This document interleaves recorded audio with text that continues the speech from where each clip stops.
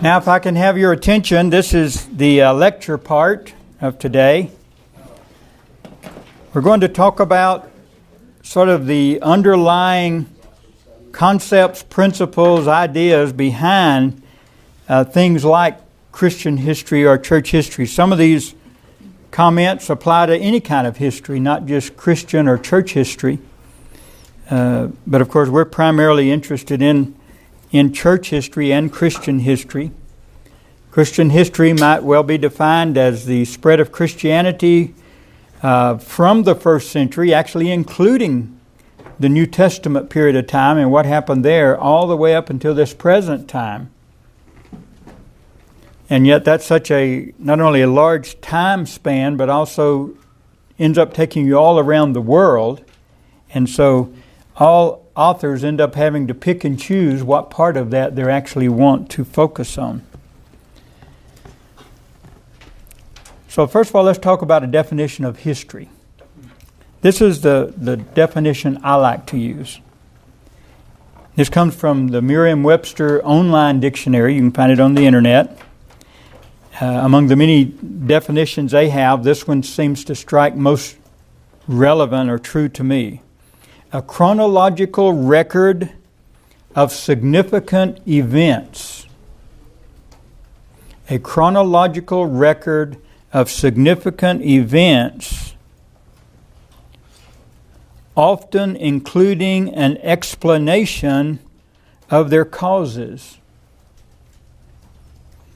A chronological record of significant events, often including an explanation of their causes. That's a nice one-sentence definition of history, but there's all sorts of challenges involved in that one sentence. Here are some of them. First of all, the record. Records are incomplete. And in some cases, very incomplete. And so, compiling or gathering together enough information to hopefully get a good idea of what that particular event or set of events really were and what happened is sometimes challenging. And of course, in general, the further back in time you go, the more challenging it is to find the records. We assume most of them have been lost forever. Others have just not have been discovered yet. So not only is there a challenge of the records, there is also the challenge of the events. There may well have been other events that also occurred but don't appear in the record. And then there's the whole idea of significant events. Sometimes significant is in the eye of the beholder. For example, we will discover in the early 100s that a letter was sent out, or maybe it was actually a draft of a manual for some churches to use, in which it was mentioned that when someone was baptized, that they should be baptized in cold running water if possible. And if that was not available, then they should be immersed in water. And if that was not available, then water should be poured upon them 3 times. But for those of us who are immersionists, that sounds pretty significant, doesn't it? Because it's suddenly very early, less than 100 years after Acts chapter 2, or Matthew chapter 28 and the Great Commission, we're already hearing someone suggesting that something other than immersion might be okay. For other Christian groups, it seems insignificant to them. Or if it is significant, it seems significant in exactly the opposite way, because they may well be a part of a group that what they call baptism is what we call sprinkling or pouring. And so they would see that as a very positive thing. We would see it as a very negative thing. And so history already, I'm telling you, is sometimes quite subjective. It's subjective in terms of whether we've got enough information and whether or not that information is an accurate description of it. For example, the thing I just told you about, we have no way of knowing at this late date, was that a widespread movement that was already taking place in the 2nd century church? Or was this just one guy or one church's idea of what was okay? We don't have enough other information to know. However, we do know that by around 200, about 80 to 100 years after that, the practice was widespread. And so whether one person started it and then it spread like that, or whether it was just sort of adopted in a number of different places about the same time and then spread, we don't know. So the question of records is always an issue. The question of what events and what's significant about them and how they're significant. And then even more so sometimes is the explanation of their causes. Like, for example, the one I just mentioned, often scholars will put forward today and say the whole idea of pouring water on people was simply because of lack of a proper place to immerse people. But that's never actually said in the early record. That's just scholars speaking 1900 years later, surmising that is why it was put forward as a alternative form of baptism. And so finding explanations for why some things happen, or even wondering if there might have been other causes in addition to the ones we know about that contributed to it as well. And so when you read church historians, no matter which one it is, they'll all start out by saying in one form or another they intend to be objective and fair and balanced and Fox 34 News kind of approach to things. And yet, the truth of the matter is they will also have to be the first ones to admit that's impossible. That they try to be that, but that's just not quite possible. History doesn't work that way. But that doesn't mean history isn't reliable. And it does not mean that history is not true.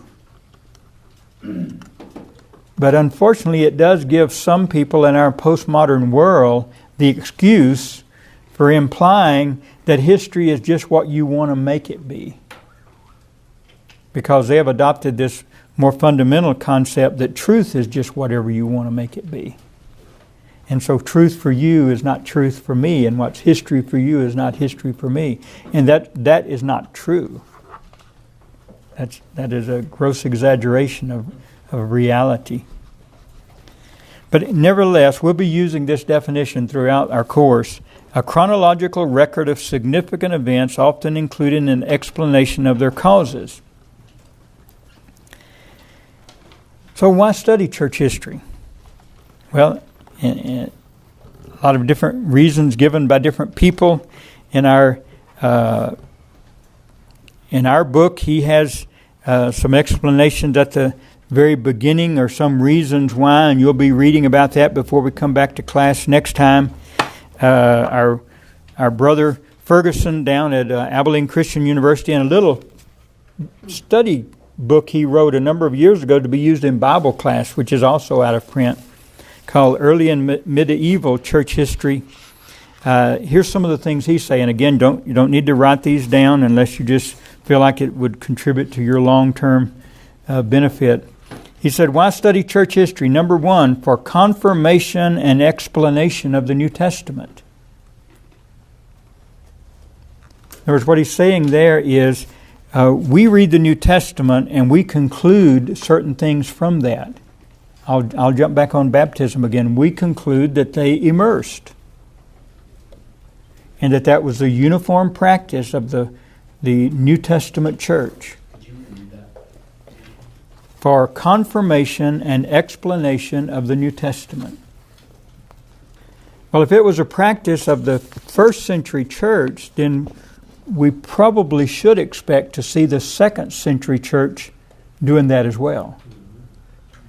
Otherwise, somehow, we either misunderstood what the New Testament is saying, or somehow in between the close of the New Testament and the picking up of significant records we have early in the 2nd century describing the life of churches then, somehow some major change took place that we have no record of. If suddenly by the 2nd century church everybody's sprinkling or pouring water instead of immersing. But that's not what we see. We see them immersing. Even in that record I was telling you about just a few minutes ago, even that record is saying the preference is immersion even in cold running water. And we might say, why cold running water? But that's a subject for another day. But even as it's introducing something that's a change from the New Testament, it's acknowledging what the New Testament said. Confirmation and explanation of the New Testament. We will look at Acts chapter 20, for example, in verse 7, where it talks about on the first day of the week when the disciples came together to break bread, Paul preached to them. And we conclude from that it was a practice of the New Testament church to assemble on the first day of the week. You'll find some more modern people arguing that somehow the Catholic Church in the 300s changed the day of worship from Sabbath to Sunday. That's mostly going to be the Sabbatarians, the Seventh-day Adventists, or some others who practice Seventh-day assembly instead. And yet, while it's not widespread in the 2nd century record, what records we have all say the same thing. The churches were meeting on the first day of the week. And so that seems to confirm the conclusion we drew that that was a practice of the 1st century church. That's not ironclad argument, but it seems to be a confirmation of it. So he says, number 1, for confirmation and explanation of the New Testament. Number 2, for demonstration of the path of departure from the New Testament church. In other words, again, I'll say it again, for demonstration of the path of departure from the New Testament church.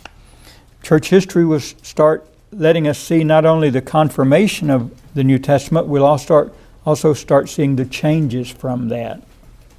And in some cases, the changes will continue over several centuries, and they get further and further away of what seemed to be the New Testament practice, and in some cases, even the New Testament belief about certain things.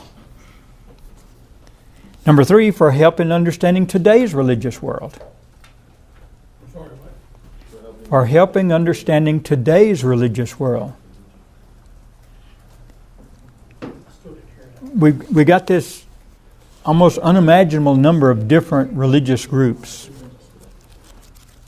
Denominations, but even beyond denominations, independent groups, separate from those looking at a bigger picture. When you look at the world as a whole large movements, like the Catholic movement, the Protestant movement in Western Europe. In Asia Minor, you have the Greek Orthodox. Down in Egypt, you have the Coptics or the Egyptian Orthodox. If you look in Iraq and Iran and so forth, you have what's often referred in modern parlance as the Eastern Church. You have the Russian Orthodox, which is a variation of the Greek Orthodox from south of them and so forth. You have these major big movements. And where did they all come from, and why did they all develop as they did and differ from each other and often don't get along with each other, whether it's on the denominational level or small church groups type level, or whether it's in these big massive parts of the church as well. And I'm using the word church in the broader sense of the Christian community. Then he has this one, number 4, for learning how others solved or failed to solve similar problems to ours. For learning how others solved or failed to solve similar problems to ours. The church has always faced challenges through the centuries. First century, second, 21st century. And we're always trying to resolve those problems. Some of those problems are how to do evangelism effectively, how to deal with false teaching and division. I'm just thinking some things off the top of my head. How to best organize the church. Well, some decisions were made in the 2nd and 3rd centuries that actually ended up changing the organization of the church from what we seem to clearly see in the New Testament. And there was a reason for that. It wasn't somebody got together in a room with some other guys one day and said, I think we ought to apostatize today. I think we ought to just abandon the New Testament pattern and do things the way we want to do it. That's not how it happened. They had in their own mind good reasons at the time for doing that. But once those changes started to be made, after a while people even forgot what the reasons were. And pretty soon that became the new norm, and they in effect become blind to the difference between what they were doing and what was actually done at the beginning, or else they adopted a belief system that says the church has to evolve and change to meet new circumstances and problems. And so that's how they would justify it. And so you end up with an Episcopal kind of system, this hierarchical kind of system that came out of that seemed to be very different than what the first church, the early church, was like. And he says, number 5, for help in distinguishing the eternal from the cultural. I'm not sure how much help it is sometimes, but it at least points out that the churches often struggle with determining that which is cultural and that which is eternal. Mm-hmm. And sometimes things that were only cultural end up becoming so inculcated or incorporated into the church that they no longer distinguish. Repeat that again? Yep. For help in distinguishing the eternal from the cultural. Yes? Would you repeat 2? I didn't get 2. Okay. Sorry about that. No problem. For demonstration, this is number 2, for demonstration of the path of departure from the New Testament church. So first was, number 1 was confirmation and explanation of the New Testament. Number 2 was a demonstration of the path of departure from the New Testament church. Number 3 was help in understanding today's religious world. Number 4 was for learning how others solved or failed to solve similar problems to ours. Now number 5, for help in distinguishing the eternal from the cultural. For example, the rise of the practice of Easter or Christmas, which arose at different times under different circumstances. And yet, many of the reasons for that, there was a lot of cultural reasons that went along with it, but it pretty soon became a part of the canon law of the church, so to speak. You're just not going to find very many religious groups today who, if not officially, will still unofficially acknowledge and celebrate to one degree or another those 2 major Christian holidays. We even attach the word Christian to them. And I'm not that I have any objection to that. But culture had a lot to do with that early on.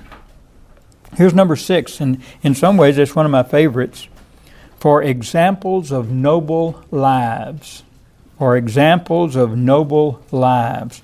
We will encounter many people in our study of church history briefly now and in years to come, if you will continue that study, that are truly significant people. Billy Graham's one of them. I agree with part of the message he preached? No. But I acknowledge that he has done as much as anyone has since the first century to see that a large swath of our world at least heard the message that God loves us and He sent His Son to die for us, and only by faith and obedience to Him can we be right with God. That much He accomplished. By the way, when they were showing that little piece, and they talked about when He went off to Florida to Bible college, that Bible college eventually moved from Temple Terrace, Florida, which is a suburb of Tampa, down to, I think, the Orlando area, and sold their building to members of the Churches of Christ. And the members of the Churches of Christ established Florida Christian College, Wow. where I attended. That same building still stands. And the 18th hole of the golf course of the Temple Terrace Country Club is located right across the street from it. And that's where Billy Graham said he practiced his first sermon, was standing there on the 18th green, because he had to deliver it in school later in the day. But I want you to know, I'm not the only one who attended Florida Christian College. Ed Wharton, Richard Rogers. No, that's not right. Richard didn't go. Ed Wharton, Abe Lincoln, he's been long gone now. He was a first cousin to Richard Rogers. Who else went? Doyle Gillum. There's at least one more. Our brother that's now retired from Lubbock Christian after he taught here for many years, but still a member here at Sunset, the Irishman. Well, I don't think Jim McGuigan went there. Nat Cooper. They all attended Florida Christian College. And they all went there because at that time one of the leading instructors at Florida Christian College was a man by the name of Homer Haley. He had taught for years at Abilene Christian College, and then when Florida Christian College began, they invited him to come there and help them get their program going. And so he left Abilene and went to Florida and taught there until he retired. And he was one of my instructors as well. But anyway, that's called chasing a rabbit. But for examples of noble lives, we're going to encounter some truly amazing people. Polycarp in the 2nd century, one of the martyrs. A man in the 4th century by the name of John Chrysostom, who probably, by the records of some, was one of the greatest preachers in the early church after the New Testament. Quite an amazing person. He preached in the largest church building in the world. But he rejected the riches and wealth that it represented. And when he preached and wore every day just a common monk's rough robe and wore no shoes. He never forgot where he came from, that he had begun as a monk, dedicated to simplicity of life and personal sacrifice. And even though he eventually became the preacher for the largest church building in the world in Constantinople, at the Hagia Sophia it was called, built a church building built by the emperor himself.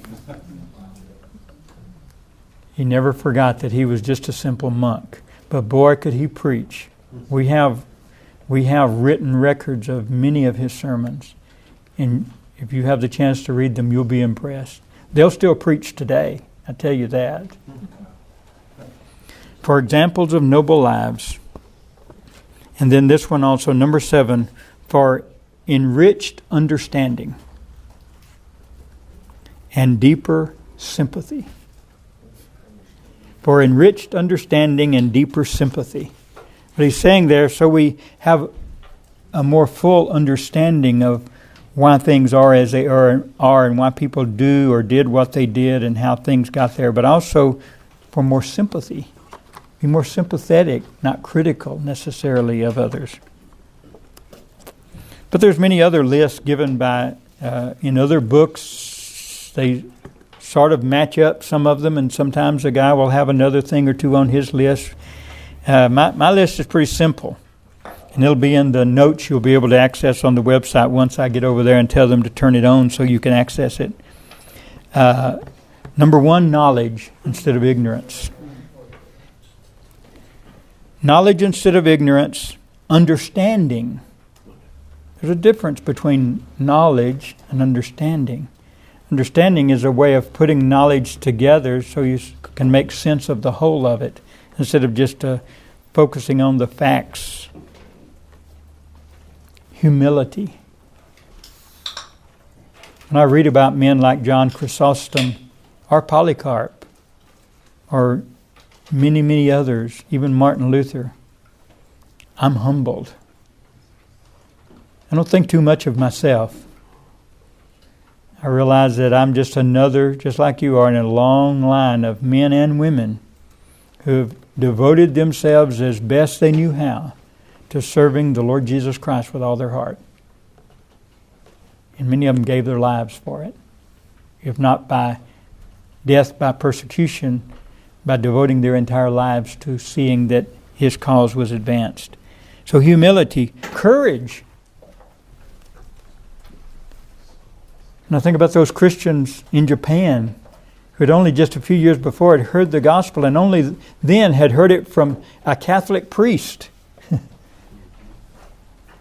And yet, based on that, the Word of God accomplished its purpose, and that is, faith comes by hearing. They didn't see any miracles performed. They didn't see the holy objects that Rome claims to have in Rome. They didn't even have a written copy of the Scriptures. All they had was an oral copy, hearing it from the priest, and yet they came to faith and then gave their lives for it. That's courage. Believing it's true with that little bit of evidence, so to speak. Inspiration. Inspiration. When we hear some of these things, it will make us want to do better, do more, be more devoted, be more dedicated, be more sacrificial. Warning. Sometimes when we see things get derailed, things go sadly wrong, that should serve as a warning for us. Empathy. I think that fits in well with what Dr. Ferguson said about sympathy. Empathy is to feel deeply like they felt and understand how they felt. You know, God is interested in history. We've already said that the Old Testament and the way it's used in the New Testament is a great example of that. But even in the Old Testament itself, they keep looking back to earlier times. You know, all the time they're in the land of Canaan under the kings and so forth. And even after they come back following the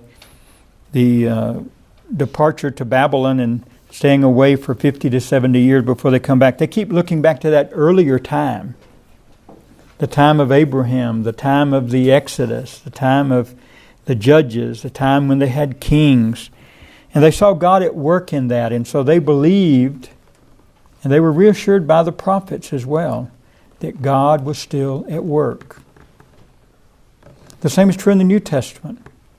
You know, the New Testament, whether it's the mouth of Jesus or the mouth of Peter, the mouth of Paul, or whoever it is, their language is replete with references and even quotations of what God had done in the past and what God promised He would do. And they were always connecting what was going on with what God was doing. But when we think for a few moments about even in the Old Testament when it was promised the coming of the kingdom and the coming of the Christ, I think of Daniel, for example. Remember when the king Nebuchadnezzar had that dream about the statue?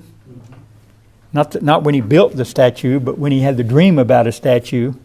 And I'm not sure if one of them inspired the other one on his part in his misguided ways.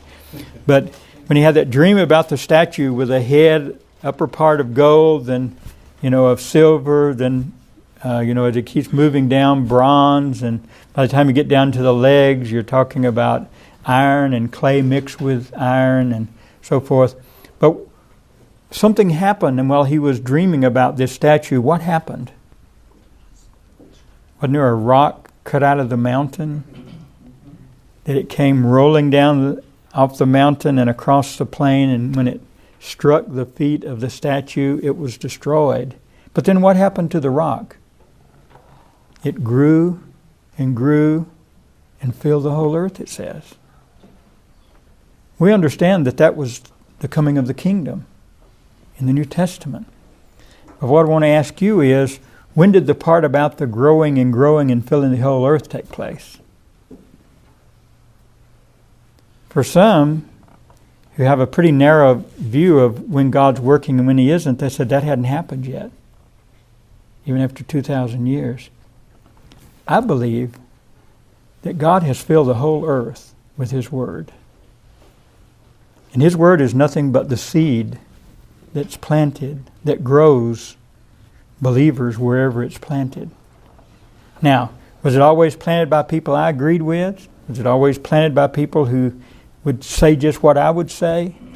Was it always planted by people who I think had it all right?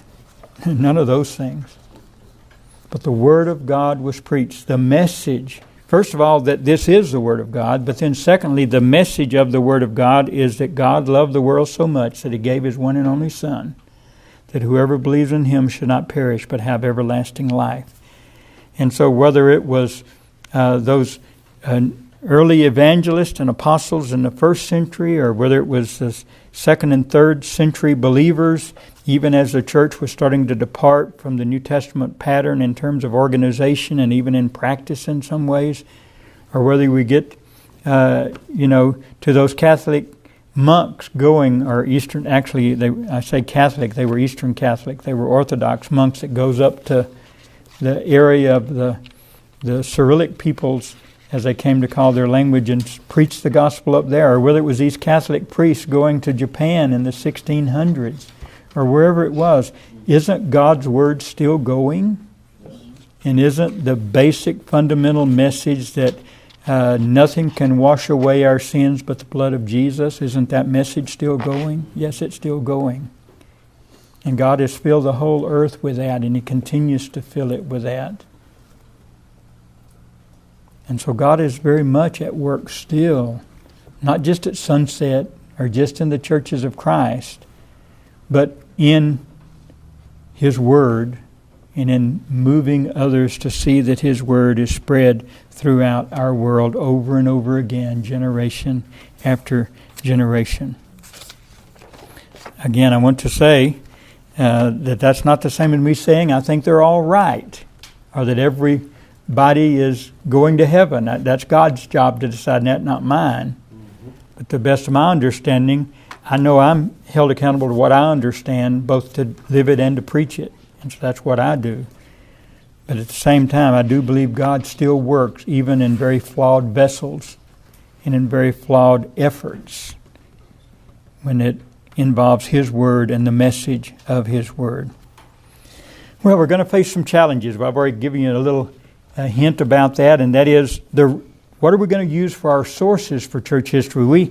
We have it easy. We'll just buy a book like this, and we'll read this, or maybe we'll eventually add other books to our library, and we'll be satisfied with that. But what did these guys use? Did they just copy other guys who wrote other books just like theirs? At some point, you have to get back to the original sources, and you have to have some confidence that whatever book or materials you're using are drawing their information from those original sources. So think about what some of the original sources might be having to do with Christian history or church history. First of all would be those accounts by those who lived in that period of time about what was going on, or who lived close enough to any specific period of time that we could have confidence that they were accessing themselves earlier accurate records. So when we talk, and we'll talk a lot about what happened in the 2nd century between AD 100 and AD 200, original records exist from that time. A lot of them. and they provide a major source of information. Now, we have to acknowledge that probably much more has been lost than we still have. And so the records are incomplete. And it might well be, if we had even more records, our views on some things might be slightly different, because we might find that what managed to survive was a deviation and wasn't actually the main core or the main line of what was still going on in that period of time. Some things that have been in the news over the last several years, and some critics of the Bible, honestly, have tried to make much of it, is the discovery of some things down in Egypt that was from a couple of different groups of people who, one was a deviation off of Christianity, the other group was never Christian, the Gnostics. And a somewhat similar group that had tried to marry some ideas of Gnosticism together with Christianity. And these groups existed mostly in the 3rd and the 4th century. So that would be from about AD 200 up to the end of 300 and so forth. And what's been discovered down there are some of their writings. And so you have suddenly people say it's going to blow the lid off of everything everybody's ever believed about Christianity, because now we have the gospel according to Judas. No, it won't.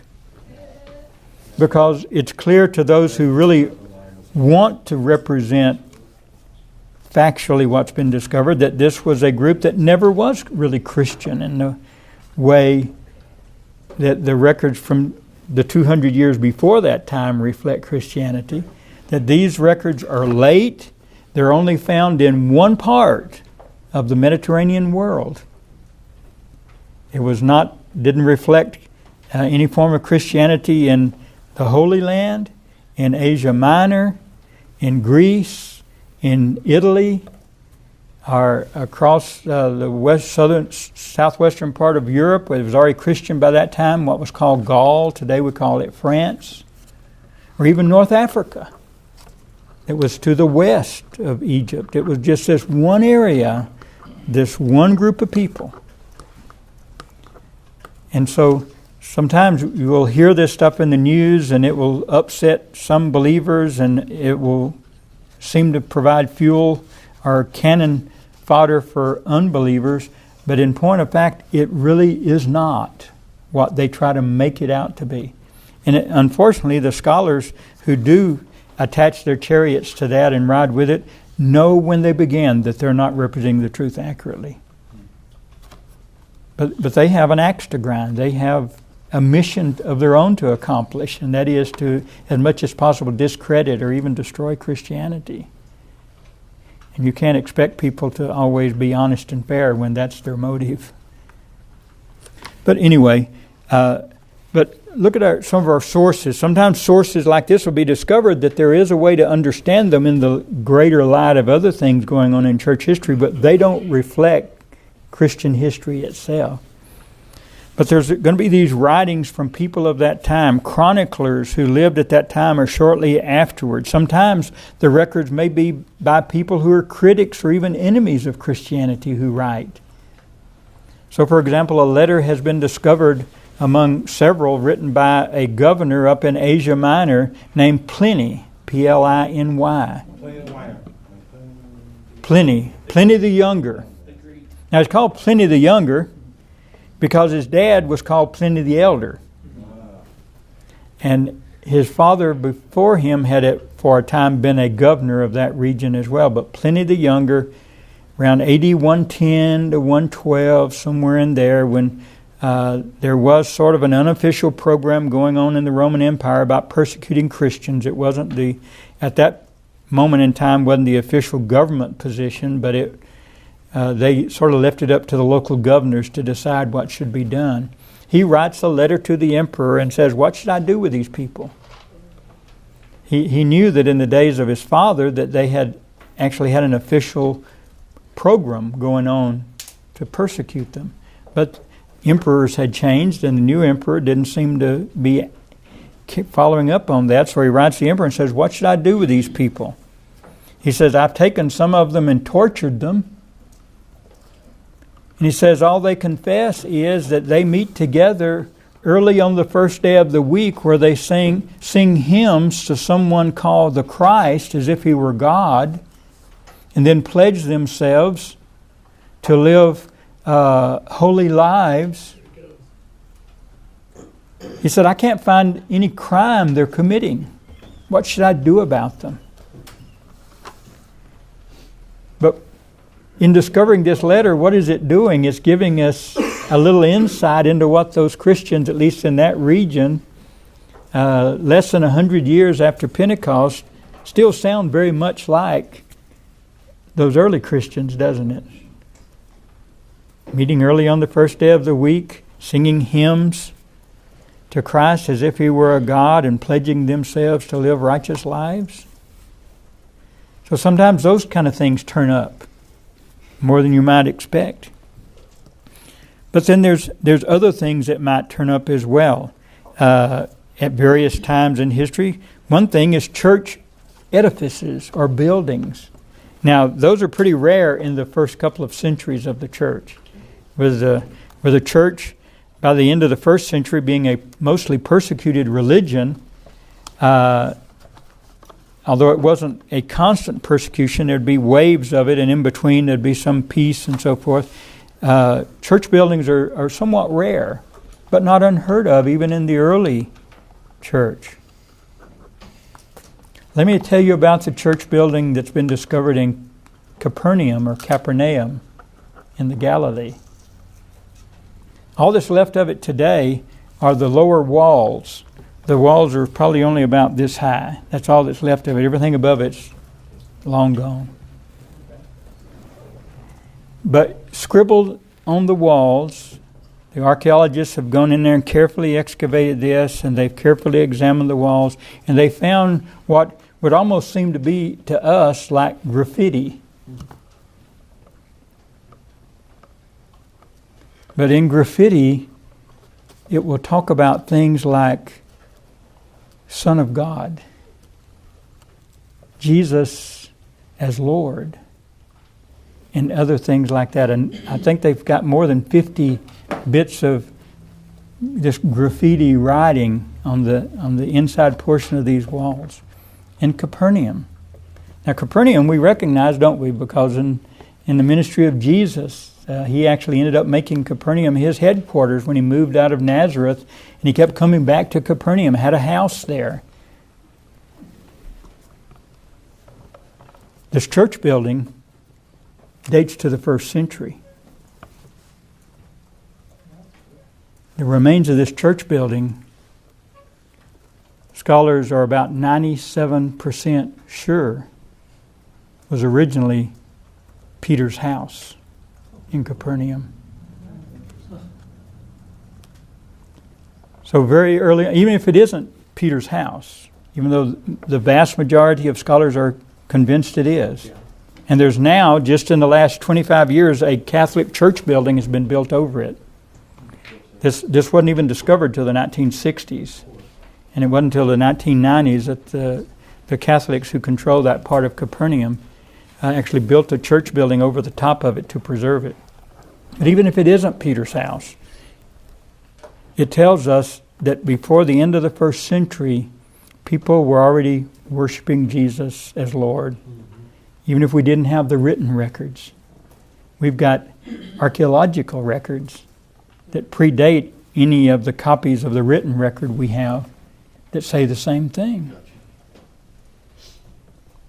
Or I was telling you a while ago about the church building where John Chrysostom preached, called the Hagia Sophia. Hagia Sophia is the name of the giant church building in Constantinople. It was the emperor's own church. By that time, the emperors were Christians. The center of the Roman Empire had shifted from Rome over to Constantinople, and the emperor built this magnificent big building that could seat. I've seen different records that it could hold. Maybe seat isn't the right word. They could hold between 10 and 20,000 people.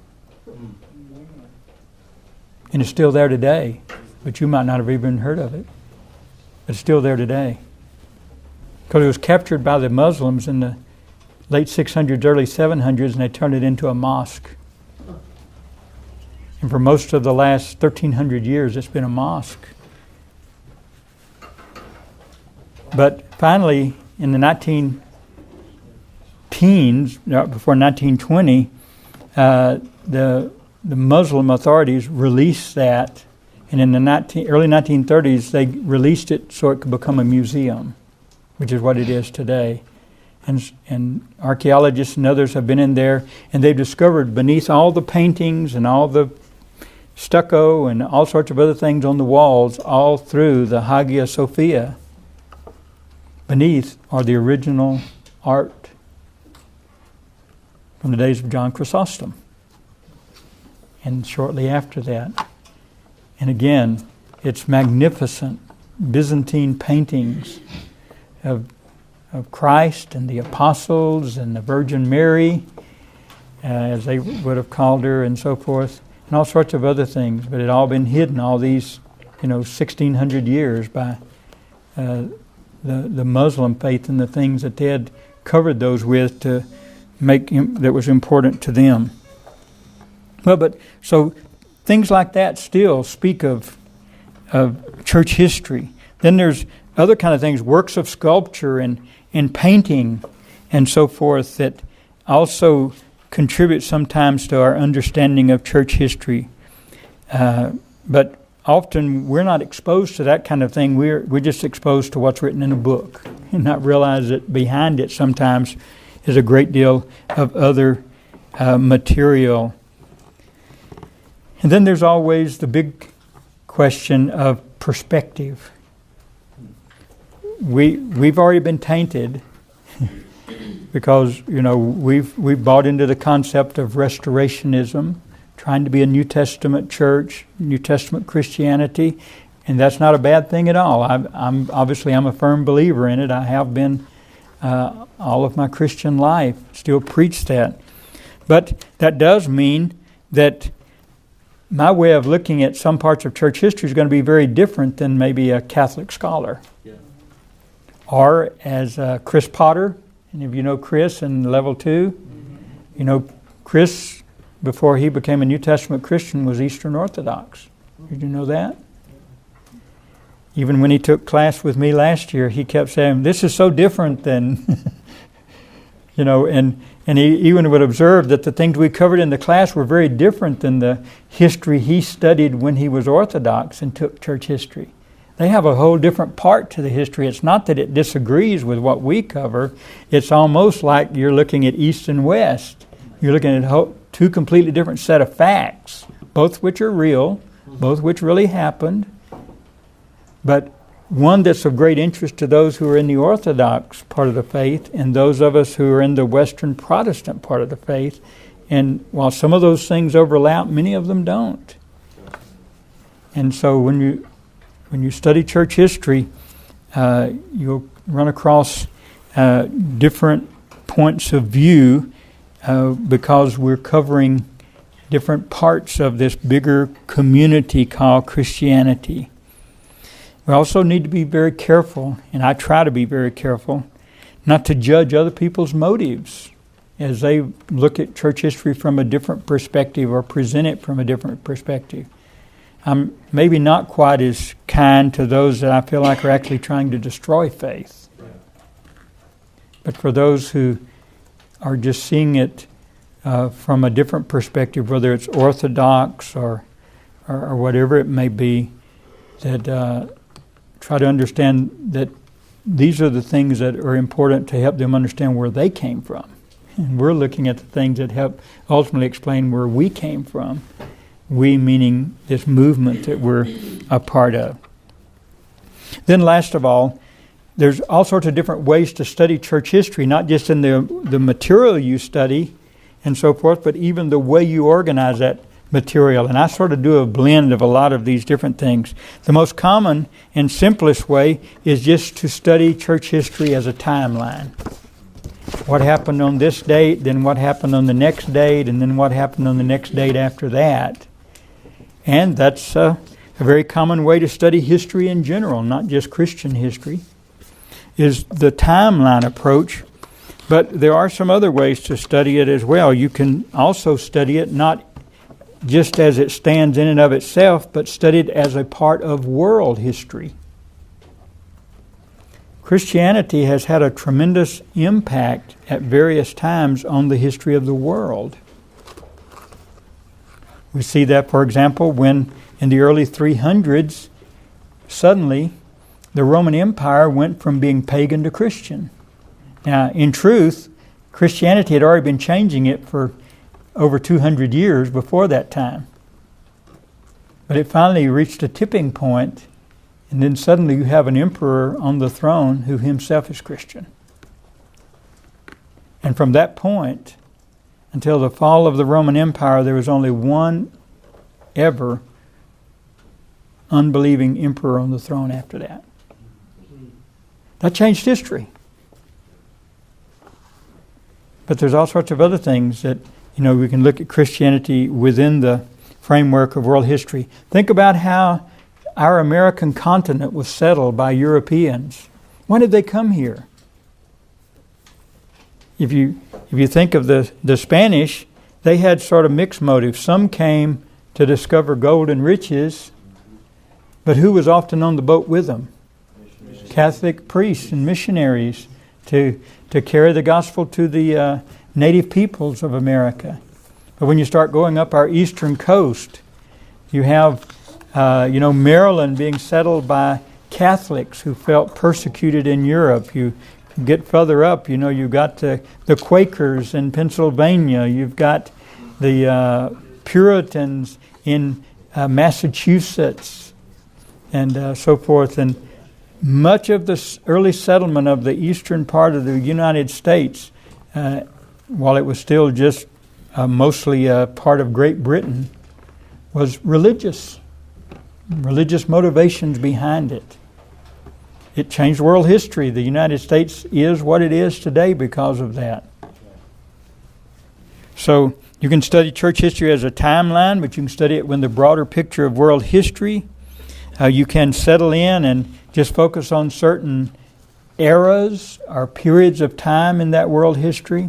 My two favorite parts is the early church up till about 300, as well as the Restoration movement in America. Those are my two favorites, but there's all sorts of other ones. There's that Byzantine period of time once Rome became Christian, and the flowering of Christianity now that it was legal, and the period of time from maybe 300 to 600, or even some would say up to 800. There's this period of time in the Middle Ages in Europe in which the church is dominant, and we're talking about the Catholic Church at that time. And while we have a very negative view of that because there's plenty of negative things to think about that happened in that period of time, there's also some very positive, very impressive things that happened during this period of time from about AD 1000 to AD 1400. Things we almost never hear about and yet shaped Western culture in the decades to come. For example, one big thing that happened during that period of time was the beginning of universities. The great universities of Europe, many of them date back to this period of time. Some people say the church was suppressing knowledge, and yet the universities were saying by their existence that the church was actually advancing knowledge. Now, yeah, they had a very tight control on religious knowledge, but knowledge in general was actually being advanced by the church. All of these early universities were religious institutions. So you can study it in eras or periods of time. You can study it by just the important events. And so you'll even find little books that'll say 100 important events in Christian history. Or you can study personalities in people. One of the books I have on the reading list, I think I have on your reading list, if you can ever find a copy, I think it's out of print now, it's called Saints and Sinners. It covers maybe 52 key people in the first 300 years of the church. From the early books I purchased in studying church history, and I'm still consider it one of my dear possessions because it looks at people, key people. You can just study Christianity within a certain region of the world. Some of that study still needs to be done. There's still not a lot of study done on Christianity in Japan, even though we have this movie that tries to highlight that. Christianity in China.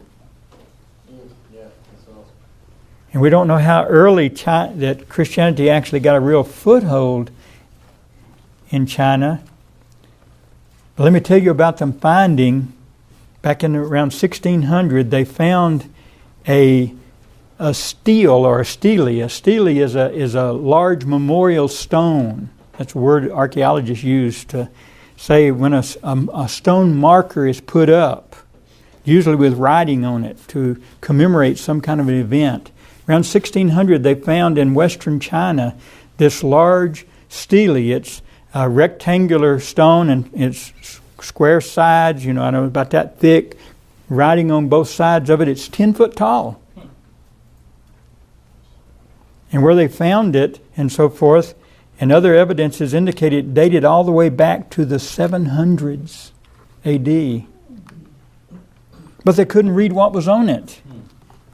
Partly because there weren't very many scholars in 1600 yet that could read early Chinese, but the second language no one even recognized. It was not too many years later they finally were able to discern that the second language on there was Syriac. And you know where Syriac comes from? Today we call that nation Syria. In the regions that are in northern Iraq and Iran, that's all Syriac country. This huge stele with these carvings, but finally in the 1900s they've been able to decode what it says, and guess what? It describes how Christianity had come in the 600s to China. And then it lists some 150 congregations and where they were located in western China in the late 600s and early 700s AD. Nobody even knew. That's studying church history by certain regions of the world, whether it's Japan or China, instead of just Western Europe and America like we tend to do ourselves. You can spend a lot of time just studying the documents of Christianity. The Dead Sea Scrolls are too old to be falling in that category, though we put a lot of trust in them, and rightly so, because they represent the steadfastness and confidence we can have that our Old Testament is substantially just as it was first written. But the documents that come after that, the writings by the early Christian fathers, the earliest copies we have of the writings of the apostles. We don't have the originals, but we've got copies of copies maybe. And then the discovery of the first complete New Testaments or whole Bibles that the church in the 300s and 400s started making. You can study it based on just stories. Just tell church history in the form of stories. You can focus on specific topics like worship or communion or baptism or missions or persecution, organization, all sorts of things. It's just a wide open topic. I hope that by the time we're finished, not today, but at the end of the term, that you'll at least have enough of a sense of church history that some part of it will strike a chord with you, that in the years to come, as you have the opportunity, you'll study more about it. You'll learn more of it. And you'll let it do those things we talked about. Not only give you knowledge, but also understanding and humility and courage and inspiration. And find ways, if you're in a teaching role, wherever you end up being, that you can incorporate some of that. Maybe not teach church history where you're at, but incorporate some of it into what you are teaching. And help people understand more of what we're all about. Okay, questions? I'll put my notes up on this tonight, such as they are. You'll find out I'm not a very good note taker myself. But at least you'll see what I'm speaking from. Any questions or thoughts? Well, you have a reading assignment already. I'll get you in just a second now. Reading assignment for next time. And so encourage you so you don't get behind. If you can all do it, go ahead and start reading your textbook. And realize that we will have a pop test when we come back next time. And then we'll be looking forward to moving right on into what happened in the first century. Beyond just what we know that's recorded in the New Testament, what can we know beyond what's recorded in the New Testament about what happened in that first century? Okay, question that you had. So you're going to be giving us an electronic document form of your notes that Yes. we went over today. Yeah. Is that going to happen in post of each class, or is it possible to have them available previously to classes? Like, if I could have had your notes today, Understand. I would have been able to fill in a lot more, I feel. Well, there's a big assumption in that, and that is the assumption is I know what I'm going to say before I say it. That's a big one, right? Well, I didn't know if you already had them pre-made Yeah. up for... To a large degree, I do. Okay. I will see if I think that's a feasible thing to do, and they definitely would go up after the class if I think it's worthwhile, or that it's going to be pretty close to what I'm going to be talking about. It'll go up before the class. Now, it may not be very long before the class, but they will go up. Yeah, that's fine. And the second part of the question, you said reading assignment. Mm-hmm. I must have missed something. Yeah, on page 4 of your syllabus. Oh, on the back. Okay. Yeah, they're on the back on the required reading, asking you to read pages 6 through 20 of the Church History Made Easy book by the time you're back in class on Wednesday. Thank you. I didn't see the back page. Yeah, that's okay. On that extra reading, what is that? CH? Okay, I'm sorry I hadn't explained that to you, and I'm glad you asked. Extra resources that are available to us, and some I especially enjoy, as I say at the bottom of that page 4, the CHI is for Church History Institute. And they have put out for years and years a magazine called, not surprisingly, Church History Magazine. It's a quarterly, but they have put the text of every single issue since issue 1 up online for free access. Now they have a subscription model where if you pay a subscription, you can actually see the illustrated version that includes the pictures, maps, charts, and so forth as well. But I think you'll be benefited just by going free. And so when I say, like there on next Monday, Church History Magazine number 27, number 57, and number 80, I'm just telling you those were 3 issues they put out that covered the early post-apostolic church, for example. And if you wanted to go look at those, you're not going to be tested on those.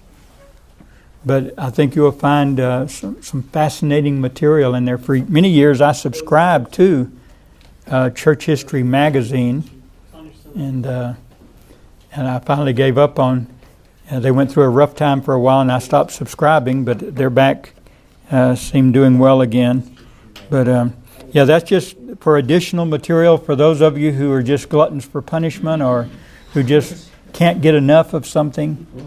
That you can. Get all sorts of very specific stories over there on the Church History Institute website.